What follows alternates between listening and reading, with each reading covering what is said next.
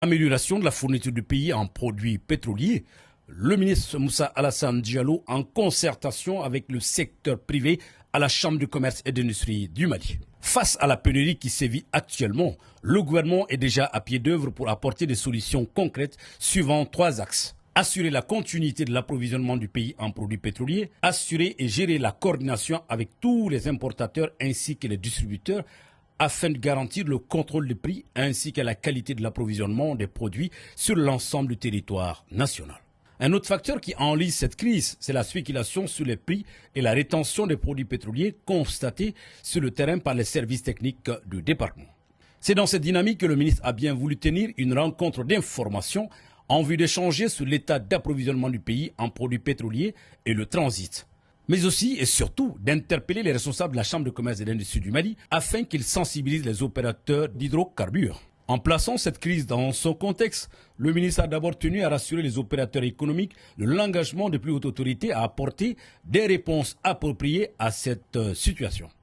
Cette crise s'inscrit dans un contexte extrêmement difficile pour notre pays, marqué par des attaques multiples des groupes armés terroristes, et notamment les attaques sur les unités industrielles.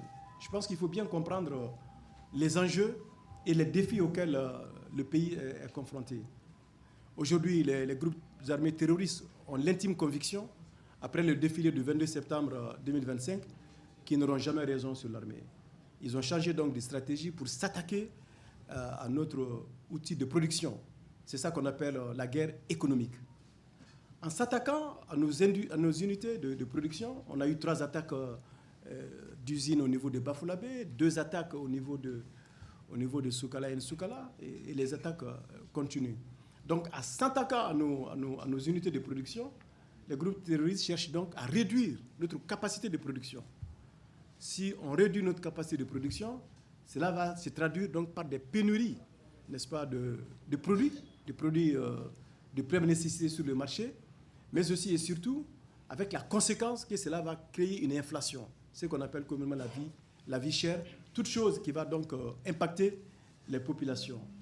C'est pourquoi à la fois les unités industrielles sont attaquées, mais aussi et surtout le matériel roulant, le transport. Ensuite, il a dénoncé une spéculation sur les produits pétroliers par certains opérateurs économiques. Mais la rencontre de ce matin est une rencontre d'information et de sensibilisation, mais aussi une rencontre de responsabilité. Malgré cette crise, malgré l'engagement de nos forces de défense et de sécurité, malgré la mobilisation du gouvernement, à travers le Premier ministre lui-même,